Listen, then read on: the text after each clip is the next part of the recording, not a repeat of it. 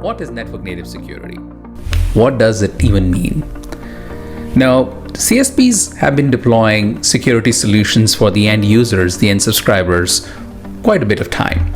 What's new about network native security is that the security solution offered to your customers is part of your network. It's embedded in the network.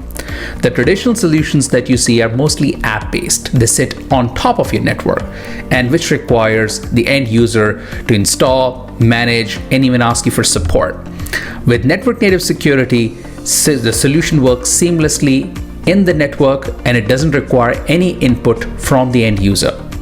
It's like getting clean water to your home, other than deploying your own water filter on top of the tap that you get water from.